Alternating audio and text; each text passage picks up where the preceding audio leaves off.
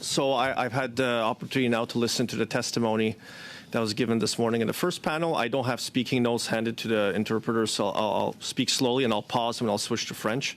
I was going to say, so I'm just going to repeat what I said in the House of Commons. I believe that the government in Canada had a moral and ethical responsibility to tell the 18 parliamentarians, including myself, I'm one of them, I'm a member of IPAC, that we had been targeted by a PRC special unit for a form of digital surveillance. And the government of Canada failed in its moral and ethical responsibility to tell us.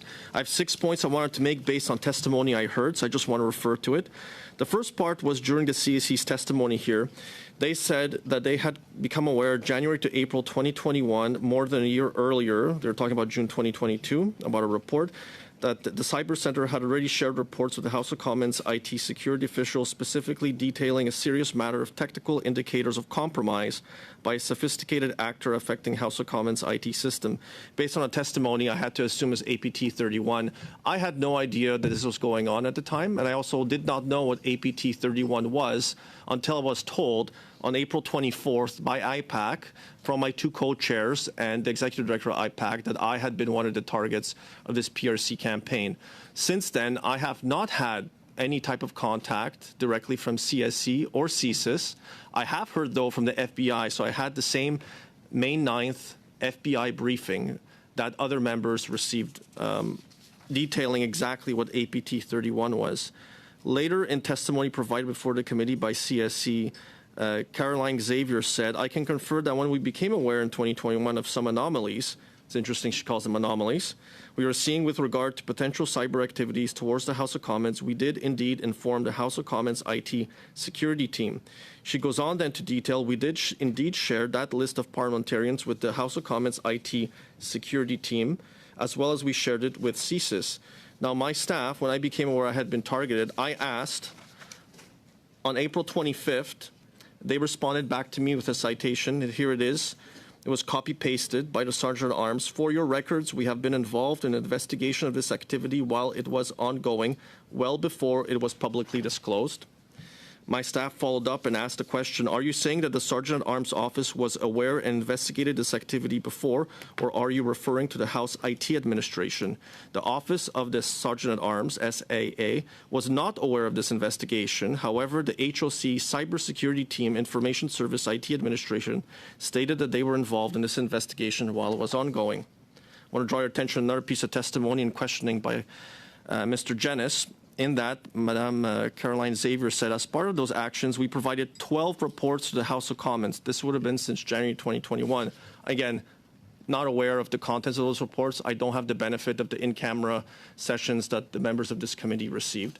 So I am at a disadvantage. Et maintenant, je vais tourner en français. Donc, juste pour que les interprètes se préparent. So I'll be turning to French now.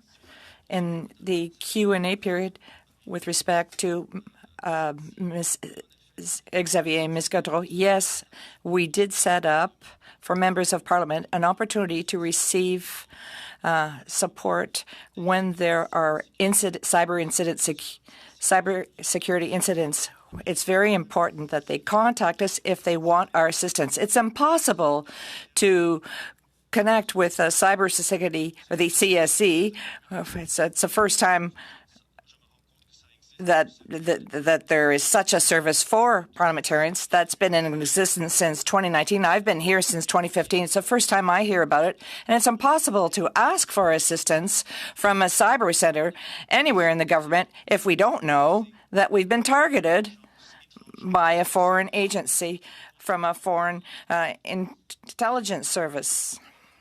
In cross-examination, and following up on questions asked by Ms. Matheson, Mr. Jennis raised the point that the CAC made the following observation, that in different rounds of questions that government institutions need to respect parliamentarians in the House of Commons.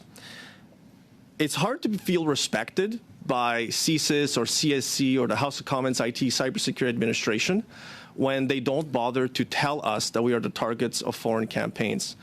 They don't bother to tell us that we're targeted by foreign agencies. I do a significant amount of work in diaspora communities amongst Canadians who are here. I have people who often tell me they cannot be seen in a picture of me that will be posted online, so they jump out of pictures. Finally, in my office, I also have a Ukrainian flag signed by many of our UCC interns in past years, so I am sure the Russian Federation and its officials don't like it. And lastly, I have protest pictures from Hong Kong brought to me by Albertans who were there. And those are often pictures of Hong Kongers who come and visit me. Do not take pictures in front of that with me in it. Thank you, Chair. Thank you very much, Mr. Commissioner.